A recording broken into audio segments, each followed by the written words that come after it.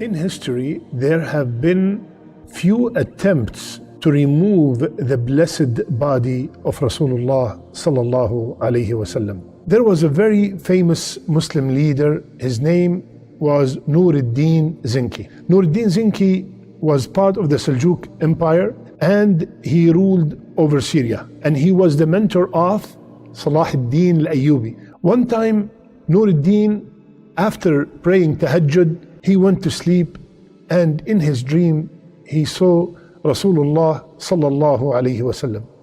And Rasulullah sallallahu alaihi wasallam, in that dream, he pointed out two men with blonde hair, and he told Nuruddin, which his first name is Mahmud, Ya Mahmud, save me from these two men.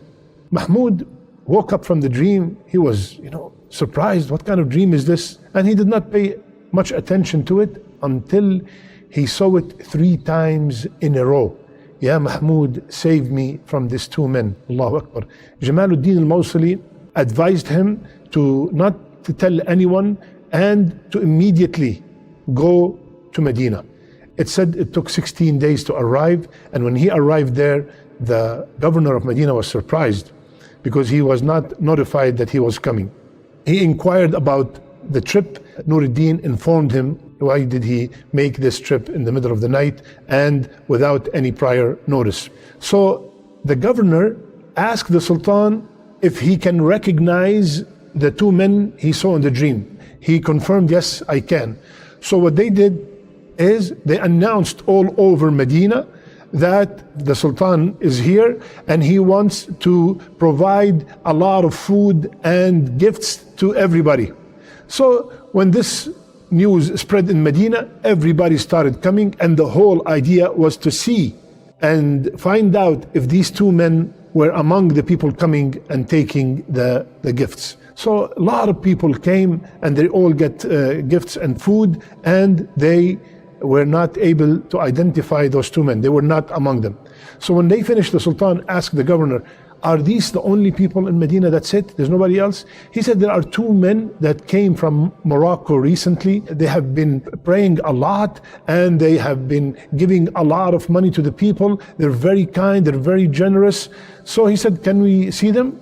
When they walked in, immediately the Sultan, Nuruddin Zinki, recognized that these are the same two men he saw in his dream. So after questioning them, the Sultan, seeing them in the dream, he knew that they are not telling the truth. So he went to their tent and looked, he did not find anything. And then he saw carpet, he took it out, and under it there was a lot of money.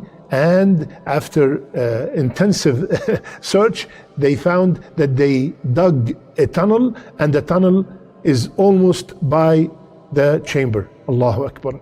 They admitted to their mission and they said, we are here to steal the body of Rasulullah sallallahu alaihi wasallam. And they were Christians, Moroccans, and they want to take it back to Rome.